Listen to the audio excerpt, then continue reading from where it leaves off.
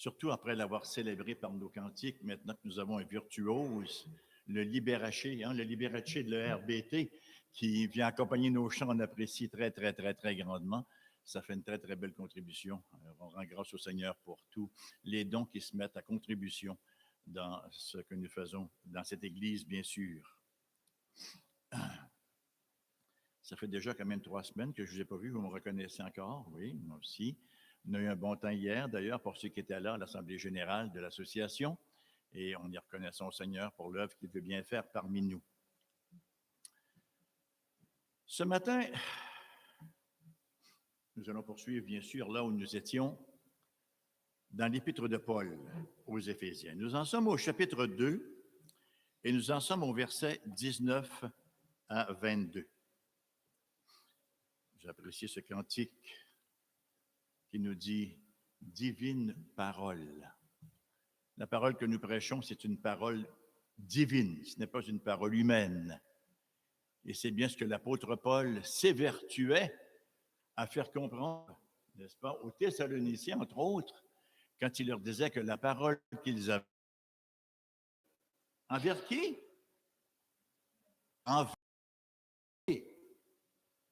la foi que Dieu nous donne, nous qui la fournissons, c'est l'outréander au bon sens du terme pour s'approprier cette sainte parole de notre Dieu. Calvin disait « Dieu, dans sa bonté, a condescendu à balbutier avec nous ». Je trouve ça tellement beau, cette phrase-là. Dieu, dans sa bonté, a condescendu à balbutier avec nous. Imaginez maintenant s'il avait sorti ces grands mots. Hein? Si c'était fait aller là, dans tout ce qu'il a comme vocabulaire, on n'aurait pas saisi grand-chose de cette belle parole qu'il nous a révélée. Mais Dieu s'est révélé de manière à se faire comprendre, de manière incarnée, de sorte que sa parole nous est devenue accessible. Dieu, d'ailleurs, on le voit tout du long. Hein? L'enseignement de Jésus, c'est extraordinaire. Hein? Jésus était quand même pas trop mal en théologie. Il s'en tirait bien en théologie, hein, Jésus. Pourtant, il nous enseigne par des paraboles, par toutes sortes de situations, des récits multiples, des miracles. Et c'est ainsi qu'il vient chercher nos cœurs. Ben, dans le texte inspiré de ce matin, c'est ce qu'on va voir par la plume de l'apôtre Paul. Lorsque nous étions petits, on aimait beaucoup cela quand on avait un livre avec des paroles, bien sûr, mais s'il y avait des images, c'est encore bien mieux.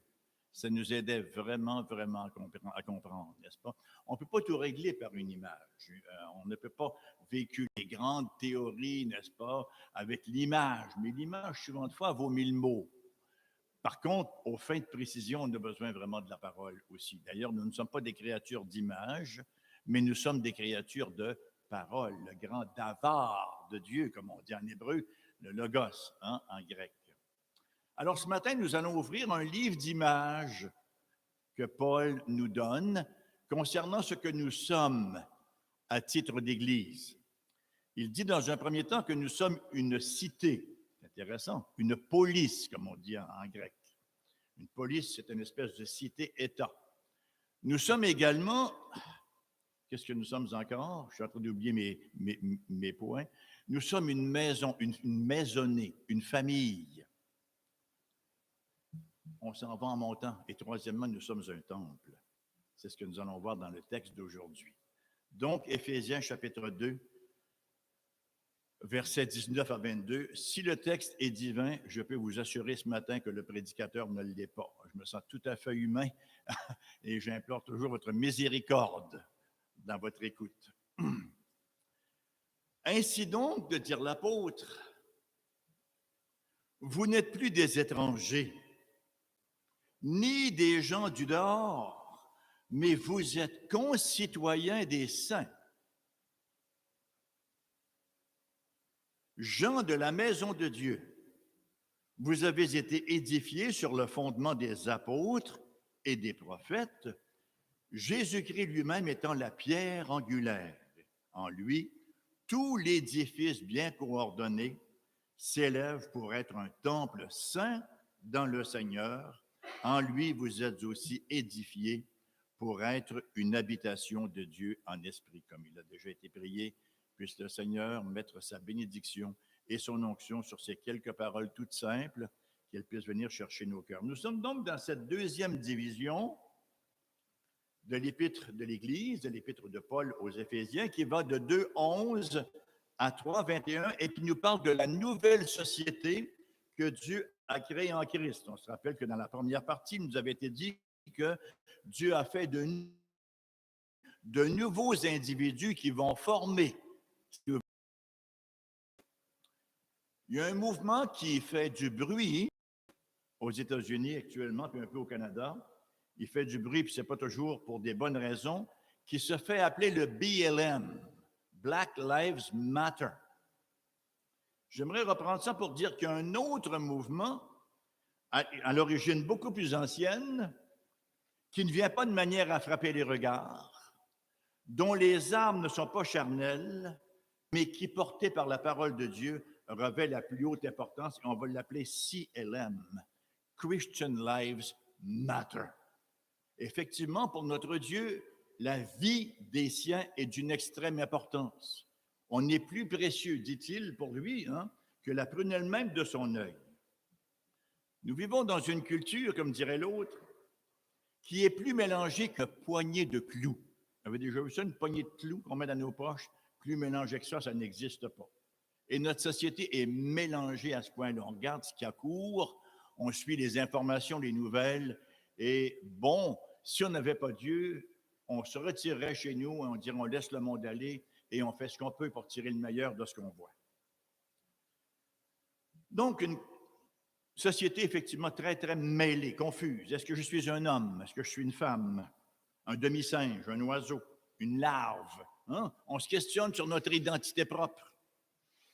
Est-ce que je suis un non-genre, un transgenre, un cisgenre? Et on pourrait continuer à l'infini. Ce sont des questions qui sont très loin de nous comme croyants. Un chrétien, c'est quelqu'un qui connaît Dieu et qui est appelé à le glorifier dans sa vie en lien avec sa personne, son travail et ses relations. Nous sommes en quelque sorte invités, nous sommes exhortés, nous sommes commandés même à être la démonstration de l'image de Dieu que nous sommes. On a vu dans la première partie de cette lettre la nouvelle vie que nous avons reçue en Christ Jésus. Et nous voyons maintenant à quel genre de société nous appartenons. Et c'est extrêmement important d'y revenir parce que l'Église est toujours remise en cause. Je suis en train de lire un excellent bouquin sur l'Église avec, j'ai oublié bien sûr son nom, on ne verra pas, qui est l'ancien président de Westminster Seminary. Un bouquin est en train de faire tout l'historique de l'Église, en passant par le World Council of Churches et les grands mouvements œcuméniques et tout. Et on voit que l'Église a toujours été une institution menacée. D'ailleurs, je me parlais avec mon bon collègue, pasteur Jacques Pelletier, encore cette semaine. On a perdu le nombre des pseudo-églises de maison qui existent au Québec présentement. Je dis bien pseudo parce qu'une église doit avoir une structure. Une église, c'est pas là où 4-5 chrétiens se rassemblent en échangeant quelques pensées et ensuite en vivant leur vie comme ils le veulent par la suite. Une église, c'est une institution que Dieu a créée et il y a une structure dedans, il y a un gouvernement, il y a des anciens, il y a des diacres, il y a des membres. Une église, ça fonctionne comme une famille, comme un corps, comme un temple. Donc, à partir de cette connaissance fondamentale que nous appartenons à l'Église, nous sommes invités, comme on l'entend souvent aujourd'hui, à faire, passez-moi l'expression, un coming out. Vous connaissez l'expression? À sortir du placard et à affirmer ce que nous sommes. Souvent de fois, les chrétiens sont les plus timides à s'affirmer. Les gens là, qui font des coming out régulièrement ne se gênent pas pour le faire. On ne devrait pas se gêner pour le faire non plus. Nous appartenons au Dieu Tout-Puissant. Nous formons cette société qui va traverser le temps et qui va vivre dans l'éternité. Nous faisons partie, et c'est le titre de mon message, de la troisième race. Qu'est-ce que je raconte par la troisième race?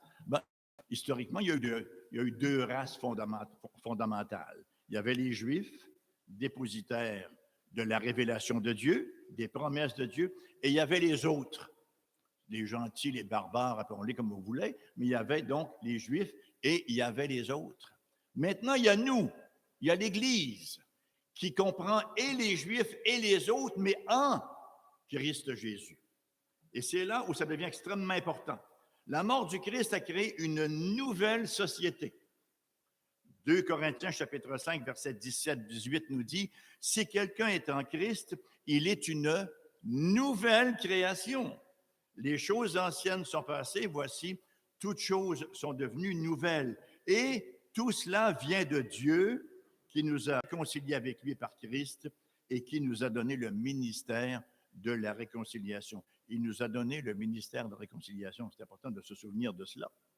C'est un ministère que l'Église a besoin d'exercer aussi, le ministère de la réconciliation. Donc, nous sommes la troisième race. Il en va tout autrement maintenant avec cette nouvelle humanité que nous formons. D'abord, réconciliés avec Dieu et aussi réconciliés les uns avec les autres. Donc, l'apôtre ce matin nous donne un beau livre d'images. Il nous décrit ici de manière magistrale cette nouvelle race par le biais d'images saisissantes.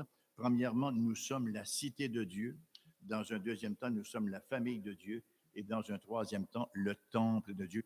Les trois images se succèdent comme si on s'envolait. On commence par, nous sommes une cité. Bon, ça nous donne une citoyenneté. Oups, mais nous sommes une famille. Oups, on est un temple. Ça s'intimise au fur et à mesure que le texte progresse. Le but de Paul, bien sûr, ici, c'est d'aider les chrétiens d'Éphèse, d'origine païenne, à faire la transition entre leur ancienne manière de vivre, entre leur ancienne religion aussi, entre leur ancienne religion et la foi au Dieu vivant. Il les exhorte donc à s'unir dans l'adoration avec des gens de races différentes et qui viennent souvent de fois de religions hostiles à la foi en Christ. Mais maintenant, en Christ Jésus, il y a cet amalgame qui est fait. Donc, mon premier point, nous sommes la cité de Dieu. Verset 19a.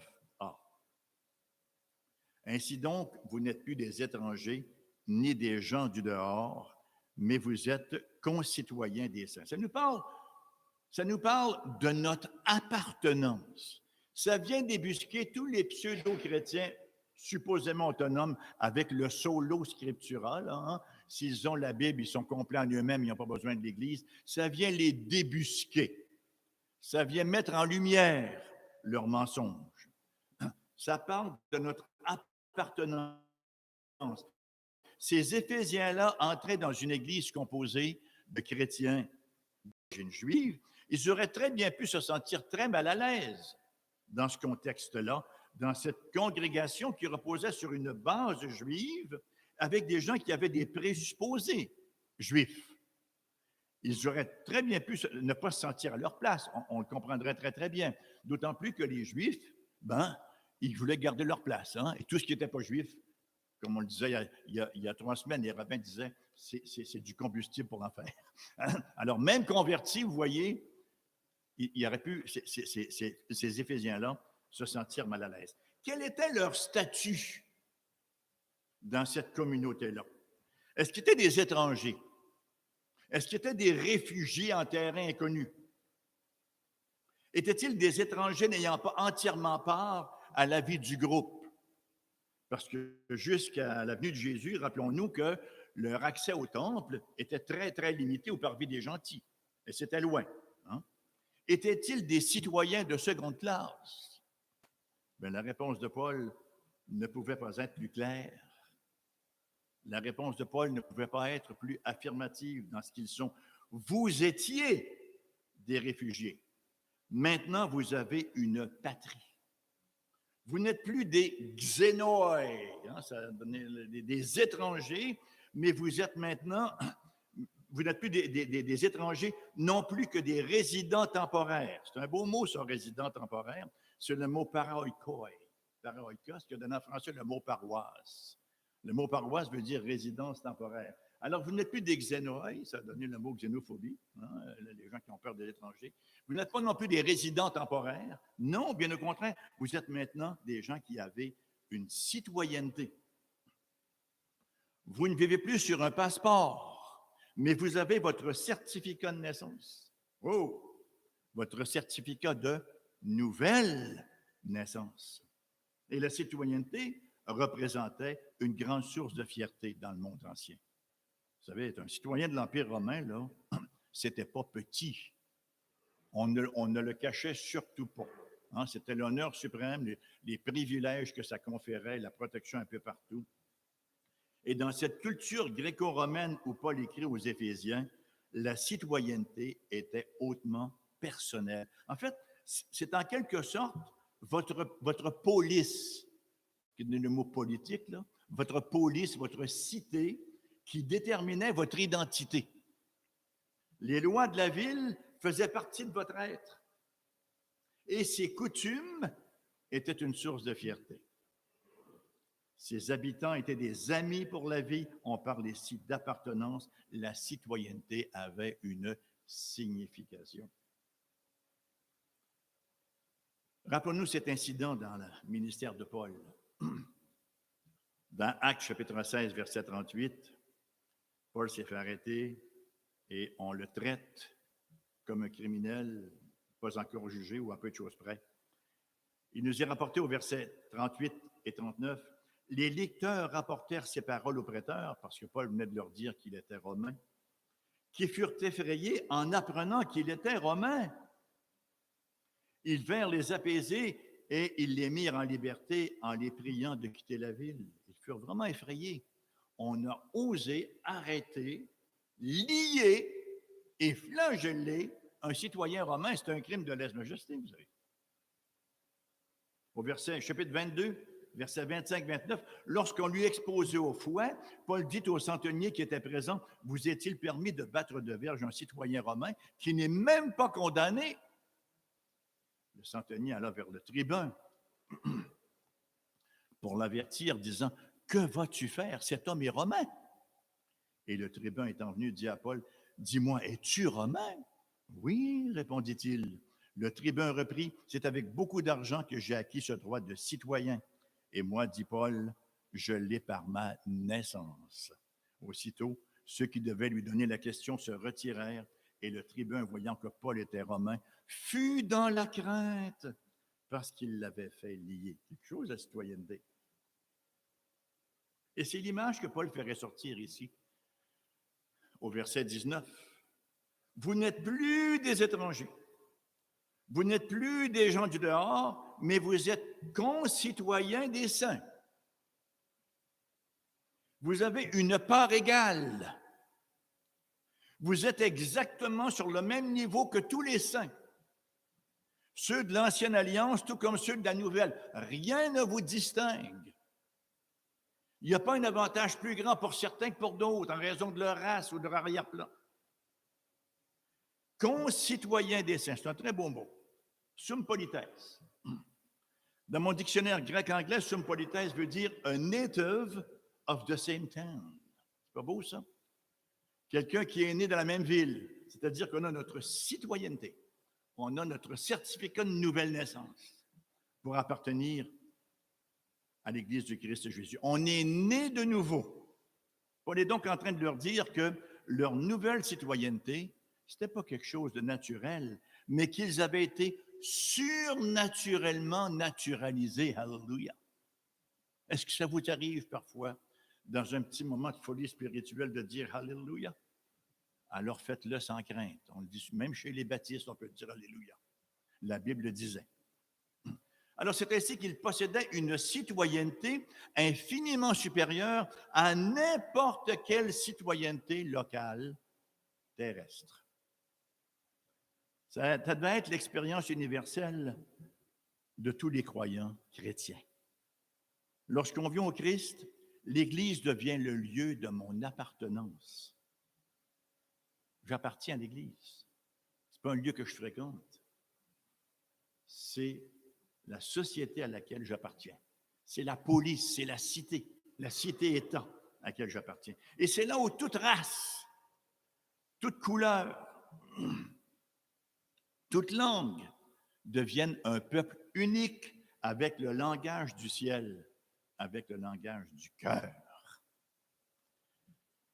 C'est là où nous avons un héritage commun.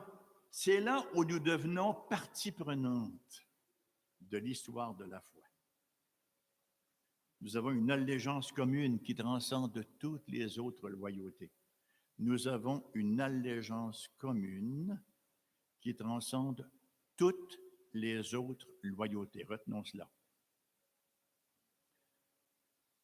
Nous avons un but commun de glorifier notre Dieu. Nous avons une destination commune, une place préparée pour nous dans le ciel, par le Christ au ciel, la police ultime, la cité-État ultime, Philippiens 3, 20 et 21. Mais nous sommes citoyens des cieux, d'où nous attendons aussi comme sauveur le Seigneur Jésus-Christ, qui transformera le corps de notre humiliation en le rendant semblable au corps de sa gloire, par le pouvoir qu'il a de s'assujettir toutes choses.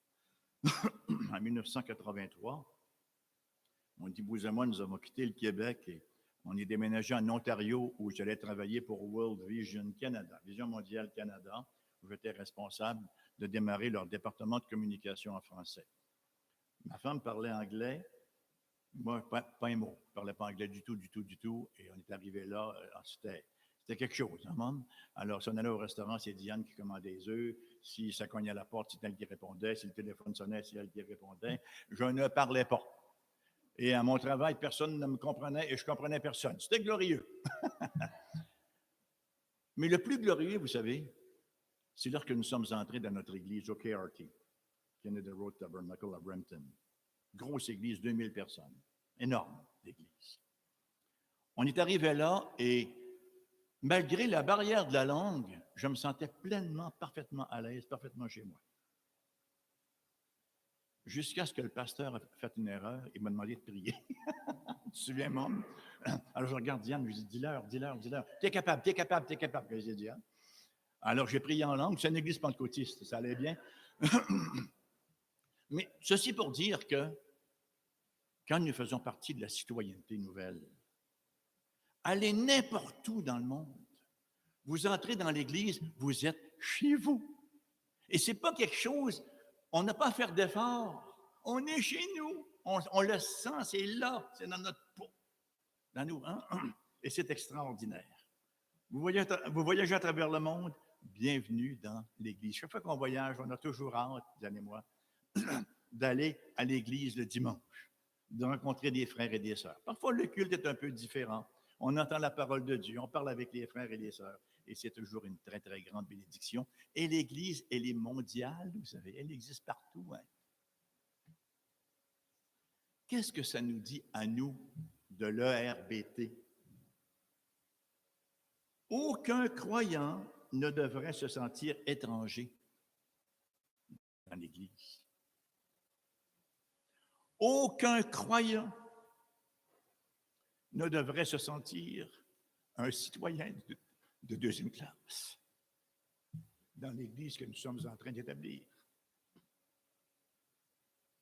L'Église du Seigneur Jésus-Christ, c'est une mosaïque, vous savez. Il y a toutes les couleurs, il y a toutes les formes, mais il y a une unité qui se crée par l'Esprit du Seigneur Jésus-Christ. Colossiens 3,13 nous dit « Supportez-vous les uns les autres, et si l'un a sujet de se plaindre de l'autre, pardonnez-vous réciproquement, de même que Christ vous a pardonné, pardonnez-vous aussi. » En québécois, vous savez ce que ça aurait été? Endurez-vous les uns les autres. Endurez-vous donc. Vous avez déjà entendu ça dans les familles. Endurez-vous donc. Endure ton frère, endure ta sœur. Mais c'est la même chose dans l'Église. On est différents, on a des réactions différentes. Il y en a qui sont plus énervants que d'autres. On est tous énervants quelque part, mais on est appelés à s'endurer, à se supporter mutuellement. Et nous avons tous nos particularités, vous savez. Et ces particularités-là font en sorte parfois que nos relations peuvent être abrasives, peuvent être égratignantes. C'est pas pour rien, vous savez que la Bible emploie cette belle expression « les uns les autres ». Les uns les autres. Ça a l'air de rien, on voit ça partout. Mais c'est quelque chose, les uns les autres. Qui sont les uns? Ben, ce n'est pas les autres. Qui sont les autres? Ben, ils sont manifestement autres. Un autre arrière-plan, une autre façon parfois de voir les choses, une autre façon de réagir, etc., etc. Les uns les autres. Et nous sommes dans l'Église. Nous avons des arrière-plans différents. Il y a des gens qui ont eu le privilège, je fais partie de ceux-là, en grâce au Seigneur, d'avoir un arrière-plan familial extrêmement équilibré, d'avoir grandi, d'avoir reçu des valeurs fondamentales quand j'étais petit, d'avoir une famille où la paix régnait. Mais ce n'est pas tout le monde qui a eu ça. Ce n'est pas un choix qu'on fait, ça. C'est le lot que Dieu nous donne. Il y a des gens qui n'ont pas eu d'encadrement familial, qui ont poussé par eux-mêmes, vous savez, qui n'ont pas eu ces conseils, cette direction de vie qui leur a été tellement nécessaire. Parce que c'est ça, un enfant.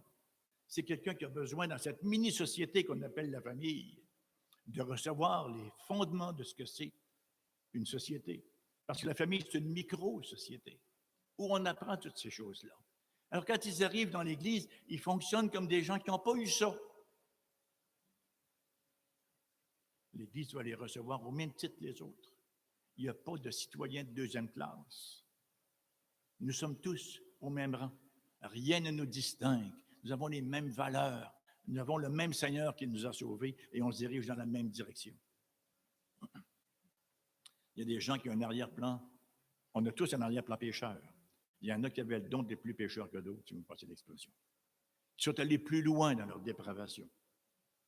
Et ils rentrent dans l'Église et ils reviennent de tellement loin que ça prend un peu plus de temps avant de les atteler. Là, on voudrait les voir. Il faut être patient avec eux aussi. Je ne veux pas dire qu'il n'y a pas une orthodoxie. Je ne veux pas dire qu'il n'y a pas un minimum vital. Mais il faut être patient avec les gens qui sont différents. Des gens qui sont pauvres, des gens qui sont riches. Il y a des gens qui sont intelligents, il y a des gens qui le sont moins, puis il y a des gens qui ne le sont pas. Peu importe, hein, quand on entre dans l'Église, on ne se distingue plus. Nous sommes au Christ Jésus. Des gens qui sont plus forts, des gens qui sont plus faibles. Le Seigneur ne croit pas à l'égalitarisme, vous voyez. Le Seigneur n'est pas venu au monde en Russie ni en Chine. Hein. Le Seigneur nous a créés avec des lots très, très, très, très différents, des dons différents. Et il veut qu'on s'amalgame dans la nouvelle société qu'il forme depuis Adam. Cette société qu'on appelle l'Église, il veut qu'on soit un. Des gens qui sont malades, des gens qui sont en santé. Nous faisons tous partie de cette sum polites, cette concitoyenneté des saints, sauvés par le Christ Jésus dans la plénitude de sa grâce avec la direction que l'Esprit nous donne. Excusez-moi.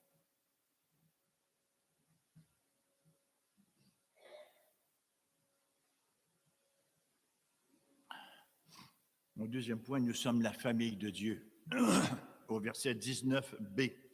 Ainsi, vous n'êtes plus des étrangers ni des gens du dehors, mais vous êtes concitoyens des saints, gens de la maison de Dieu. Oh, alléluia. Donc, cette troisième race que nous formons est à sa citoyenneté dans la cité de Dieu. L'apôtre va maintenant aller beaucoup plus loin, faisant usage d'une terminologie beaucoup plus intime. Non seulement on fait partie de la même cité-État, mais nous sommes en train de former une famille. Ouh!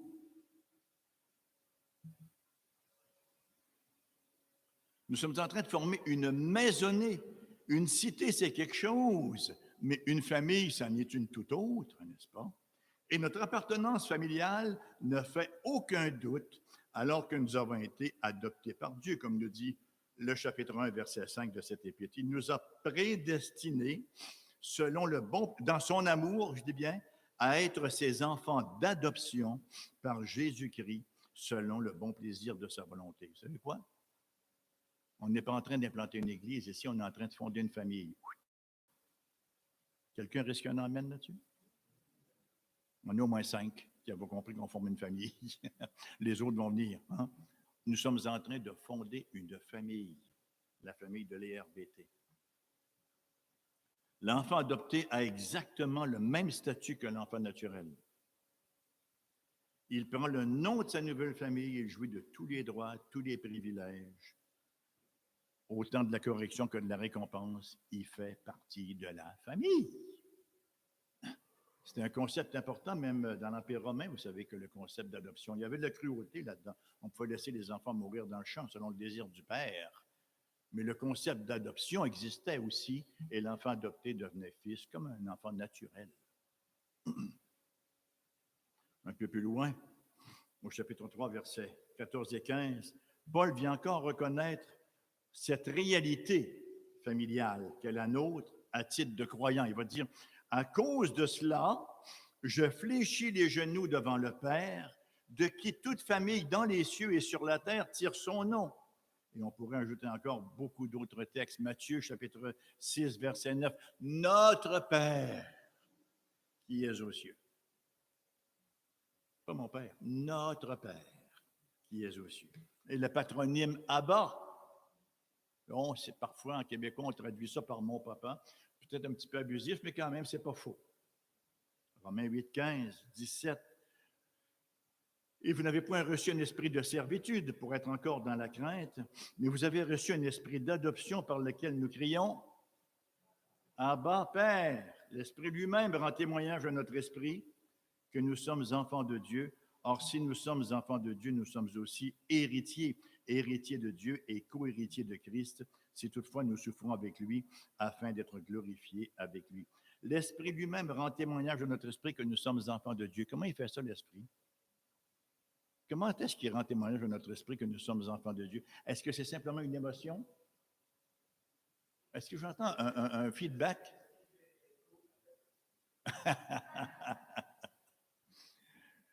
Effectivement, mais c'est par sa parole et par son esprit. Par sa parole qu'on voit et l'esprit nous applique cette parole-là à nos cœurs. Ce n'est pas quelque chose de mystique et de surnaturel. C'est surnaturel, mais ce n'est pas mystique. Galates chapitre 4, verset 6, c'est parce que vous êtes fils, Dieu a envoyé dans nos cœurs l'esprit de son Fils, lequel crie Abba Père. Une famille, alléluia, une famille. L'expression traite de nos relations.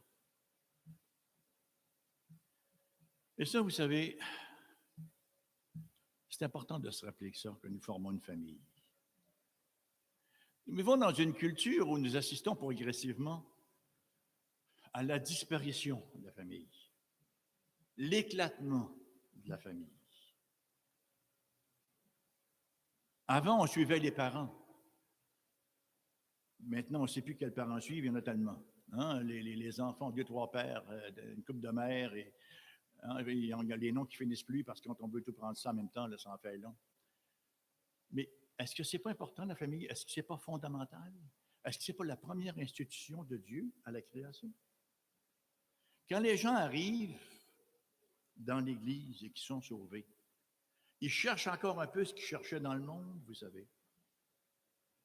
Ils cherchent encore des gens de leur âge, des chums, comme on dit, des amis. Il n'y a rien que je trouve plus pathétique, et je l'ai entendu encore la semaine dernière par un jeune homme qui fréquentait l'église de Saint-Jérôme et qui dit « Ah, je m'en vais dans une autre église parce que c'est juste des personnes âgées ici. Je veux aller dans l'autre église parce qu'il y a des jeunes. » Est-ce que c'est notre recherche? Je cherche des gens de mon âge, des gens de ma culture, des gens de ma stature? Non, je cherche à entendre la parole de Dieu. Mais ça vient dire quelque chose quand même. On est élevé dans cette culture-là avec l'éclatement de l'identité vient des amis. Vous voyez? Même le concept de père, c'est pas simple pour les gens d'aujourd'hui. Beaucoup n'en ont pas eu. Un père, c'est quoi ça? Hein? C'est un titre, mais qu'est-ce que ça fait? On s'identifie à la gang, comme on dit, au groupe, aux amis. Alors, c'est important quand les gens arrivent dans l'Église d'être pour eux une famille, de leur faire comprendre ce qu'est une famille avec tout ce que ça implique. Et ça n'arrive pas du jour au lendemain.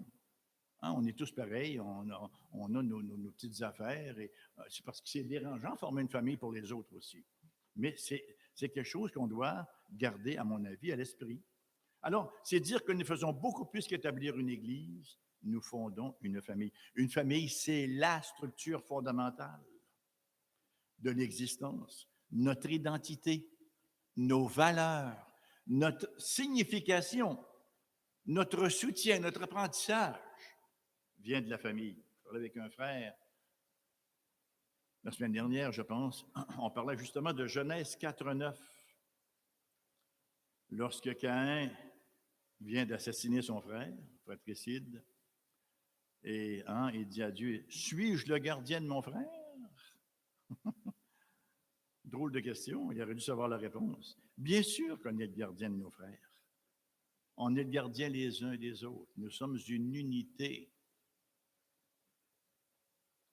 Si on n'achète pas l'individualisme contemporain. Au même titre que la Trinité est une unité, l'humanité est une unité. Jean chapitre 17, versets 20 et 21. Ce n'est pas pour eux seulement que je prie,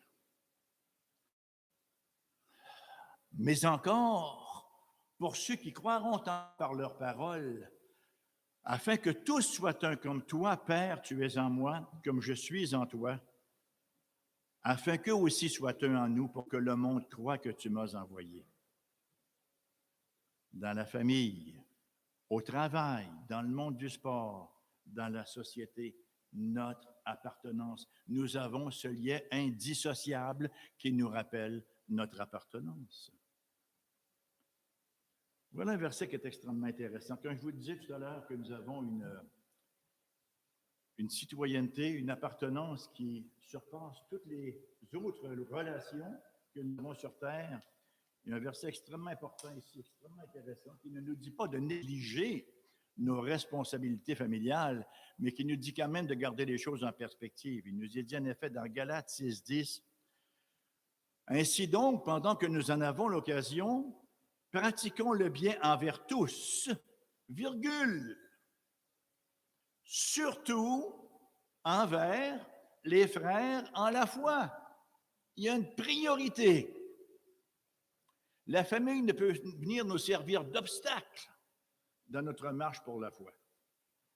N'est-ce pas? On entend souvent de fois, et je suis toujours ça un peu bête, « Ah, je peux aller à l'église, on avait la visite de mon arrière-beau-frère ou de mon je ne sais pas pourquoi. » Non.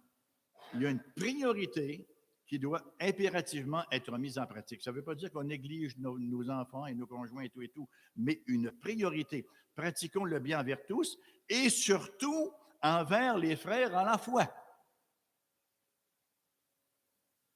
En tant que membres de la maisonnée de Dieu, nous entretenons de tendres et de riches relations les uns avec les autres. 1 Timothée chapitre 5, verset 2 nous dit, c'est une belle terminologie qu'il emploie, et qui vient encore rendre compte que nous formons une famille. Ne réprimande pas durement le vieillard, mais exhorte-le comme un père. C'est familial. Exhorte les jeunes gens comme des frères, les femmes âgées comme des mères, celles qui sont jeunes comme des sœurs. En toute pureté, on est une famille. Il y a une manière d'avoir commerce entre nous. Et ce n'est jamais avec une sévérité écrasante. Ce n'est jamais avec une attitude dictatoriale ou une de l'amour et du respect. Et ça nous amène bien sûr à l'orthodoxie et l'orthopraxie. On veut tous être orthodoxes. On n'est pas toujours orthopratique. Orthodoxie, c'est penser droitement. Orthopraxie, c'est agir droitement. L'orthopraxie consiste à mettre en application au quotidien l'orthodoxie. On est tous des idéalistes. On aimerait tous être déjà des pré-glorifiés. Personne d'entre nous l'est. Alors, on marche avec nos carences. Et il faut s'ajuster à cela. Non pas à dire on va laisser libre cours au péché parce qu'on est en voie de sanctification, mais il y a une manière de composer avec toutes ces situations-là. Et ça prend beaucoup de sagesse, de l'Esprit de Dieu, ça prend beaucoup de patience les uns avec les autres, et ça prend à développer des relations véritablement ecclésiales, comme le Christ les veut. Des relations orthopratiques, la rectitude et la pratique. Le fruit de l'Esprit, mais le fruit de l'Esprit, c'est l'amour, la joie, la paix, la patience, la bonté, la bienveillance, la foi, la douceur, la maîtrise de soi. On n'a rien contre ça. On n'est pas contre la vertu. Grâce et vérité. Oui, il faut marcher dans la vérité, mais dans la vérité et dans la grâce. Oui, il faut marcher dans la grâce, mais aussi dans la vérité. Dans l'Église, nous sommes comme chez nous. Et ça m'amène à mon troisième point, au 20 à 22. Troisièmement, le texte parle de notre essence, pour ainsi dire, de notre caractéristique, versets 20 à 22. Vous avez été édifiés sur le fondement des apôtres et des prophètes, Jésus-Christ lui-même étant la pierre angulaire. Puis tout l'édifice bien coordonné s'élève pour être un temple saint dans le Seigneur. En lui, vous êtes édifiés pour être une habitation de Dieu en esprit. Paul pousse maintenant la métaphore de la construction un peu plus loin. Ce n'est pas une maison ordinaire que Dieu est en train d'ériger. Ce n'est pas une maison ordinaire qu'il est en train de construire, mais un temple, et puisque Dieu est saint, c'est un temple saint, un temple à part.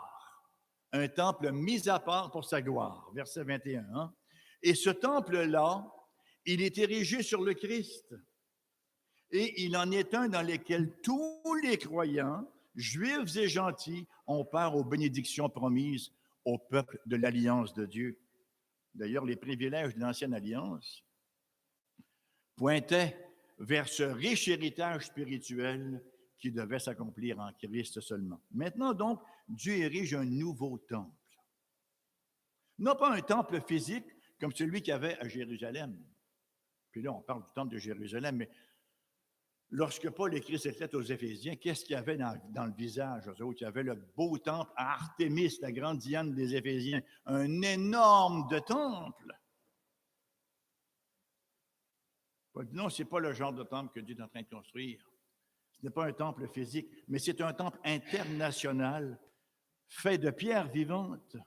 Le temple chrétien est fait de chrétiens.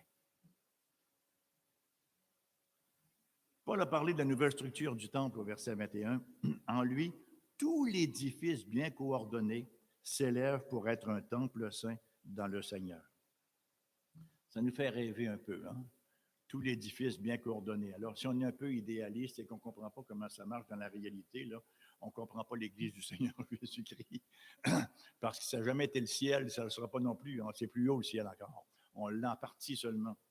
Mais c'est ce que nous sommes en train de construire. On est en train de bien se coordonner. Parce que notre traduction laisse échapper un petit détail important. Dans le texte grec original, il y a la petite particule sun qui précède les verbes, de sorte qu'on devrait toujours ainsi littéralement traduire les versets 21, le temple qui s'élève ensemble, édifié ensemble. Qui pense qu'on trouve l'individualisme dans la parole de Dieu? Nulle part. Et cette double emphase nous rappelle que l'Église n'est pas un ramassis de gens épars, mais une communauté d'individus unis les uns aux autres dans leur union avec le Christ Jésus. Ils sont rapprochés ensemble en Christ, ils sont soudés les uns aux autres comme les grandes pierres du temple de Jérusalem. Ce n'est pas un temple préfabriqué, où on lève le mur déjà fait, hein? Non. Les pierres s'assimilent les unes aux autres. C'est un message très important pour notre société désengagée et individualiste. On croit être en communion avec le monde parce qu'on navigue sur Internet. Et ça a un impact sur l'Église. On croit être en communion avec l'Église parce qu'on va sur Internet et qu'on écoute 200 messages par jour. On veut être des chrétiens Robinson. Ça n'existe pas un chrétien Robinson, c'est un paradoxe. Hein? Un ermite, ça n'existe pas. Vous savez, vous avez bien le mot ermite, ça vient de eremos, qui veut dire désert. Un chrétien ermite, c'est un chrétien qui vit constamment dans le désert spirituel. Nous avons ici une très, très belle image. Le maçon qui taille, qui pèse et qui place, un peu si ces pierres avaient une voix. Si on pouvait les entendre faire leurs commentaires, hein, on les entendrait par crier alors que le maçon passe le ciseau pour donner bonne forme, hein, ou l'instrument de polissage sur elle, il le passe sur nous aussi. Hein? Alors, Viens Jésus, tu n'auras plus jamais de problème. Viens Jésus, tous tes problèmes vont être réglés. On repassera demain si on veut bien. Hein? Bon, viens Jésus, tu n'auras plus jamais de problème. Viens Jésus, tous tes problèmes vont être réglés. On repassera demain si on veut bien. Hein? On vient à lui comme des pierres à l'état brut. C'est lui qui nous travaille. Nous sommes son poiema, nous sommes son œuvre. C'est un beau mot, hein, poiema. Ça donné le mot poème. Nous sommes son œuvre d'art, en quelque sorte. Voici donc l'œuvre de Christ en train de bâtir l'Église. Cette Église contre laquelle les portes du séjour des morts ne seraient pas. Christ est la pierre angulaire sur laquelle s'élève ce temple-là. Et il vient lui-même par son esprit y habiter. C'est la raison d'être de ce temple. Comme dans l'ancien temple, le temple que nous sommes, que nous formons, est une habitation de Dieu en esprit. En lui, vous êtes aussi édifiés pour être une habitation de Dieu en esprit. Et il lui a plu de démontrer par le biais de cette construction-là qu'il est à le peaufiner par sa très, très grande sagesse. Qu'est-ce qu'il nous reste à dire?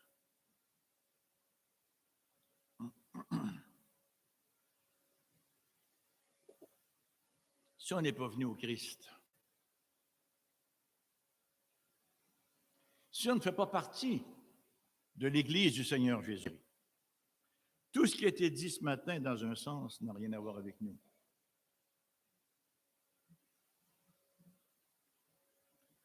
Ce sont des privilèges auxquels, si on n'est pas au Christ, nous sommes complètement étrangers. Nous ne sommes pas des citoyens de la cité de Dieu. Nous ne sommes pas partie prenante de la famille de Dieu. Et nous ne sommes pas une pierre dans l'architecture de son temple. On ne se raconte pas d'histoire ici, hein? C'est la réalité affirmée et réaffirmée par la parole de Dieu elle-même. Le Seigneur commande à chacun, à chacune de se repentir. Nous est-il dit que nous devions endosser une religion? Une religion commande à chacun, à chacune de se repentir. Une religion, c'est simplement un changement extérieur. C'est absolument pas ce qu'on cherche. Il y a des gens qui se tuent à ne rien faire, hein, parce que vouloir se métamorphoser soi-même, vouloir se changer soi-même, c'est se tuer à rien faire. On n'y parviendra jamais.